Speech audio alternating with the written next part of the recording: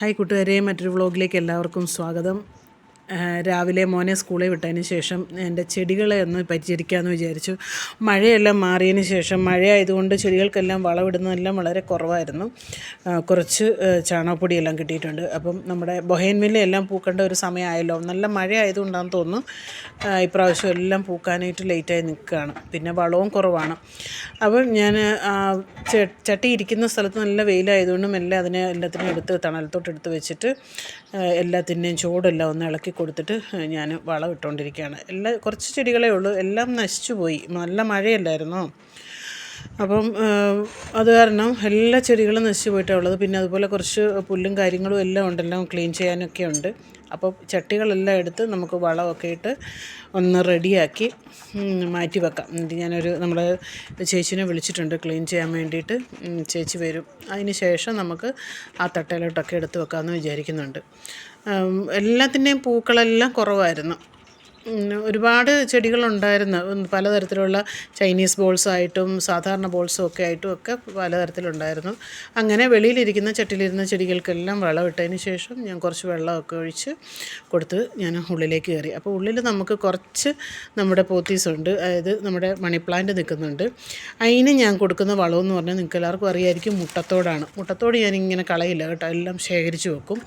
ആവശ്യമുള്ള സമയത്ത് മിക്സിയിലിട്ട് നന്നായിട്ടൊന്ന് പൊടിച്ചെടുക്കും. എന്നിട്ട് ഈ മുട്ടത്തോടാണ് മെയിനായി. ഇതെല്ലാ ചെടികൾക്കും കൊടുക്കാം കേട്ടോ, നിങ്ങൾക്ക് എല്ലാവർക്കും അറിയാവുന്ന കാര്യമായിരിക്കും. ഇതിന് മണി പ്ലാന്റിന് ഞാൻ മെയിനായിട്ട് കൊടുക്കുന്നത് ഈ മുട്ടത്തോട് പൊടിച്ചതാണ്. കുറേശ്ശെ ഞാൻ ഇട്ട് കൊടുക്കലാണ് ഉള്ളത്. അപ്പം അതിന് മുമ്പായിട്ട്, ഈ വളം ഇടുന്നതിന് മുമ്പായിട്ട് നമ്മുടെ 1-2 പ്ലാന്റിൽ നിന്നാണ് ഞാൻ ഇത്രയും ചെടികൾ, ഇതിപ്പോൾ ഒരു 4-5 വെറൈറ്റി ഉണ്ട് കേട്ടോ.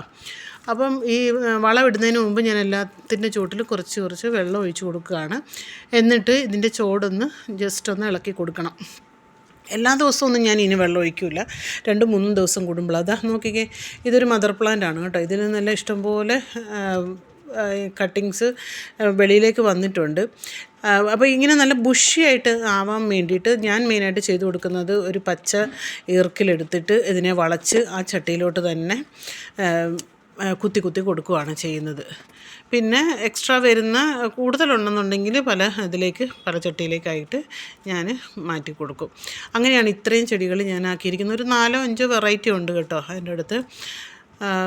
പിന്നെ ഇതിൻ്റെ ഒരു ഇതെന്ന് പറഞ്ഞു കഴിഞ്ഞാൽ, എന്തെങ്കിലുമൊക്കെ മോശം ഇലകളൊക്കെ ഉണ്ടെന്നുണ്ടെങ്കിൽ ഒന്ന് കട്ട് ചെയ്തിട്ടൊക്കെ കൊടുക്കുക. ഇതിനധികം വെള്ളത്തിൻ്റെ ആവശ്യമില്ല, നിങ്ങൾക്കറിയായിരിക്കും. 2-3 ദിവസം കൂടുമ്പോഴൊക്കെ നമ്മൾ വെള്ളം ഒഴിച്ചു കൊടുത്താൽ മതി. ഇത് കണ്ടോ, നല്ല ബുഷിയായിട്ട് നിൽക്കുന്നത് കണ്ടോ.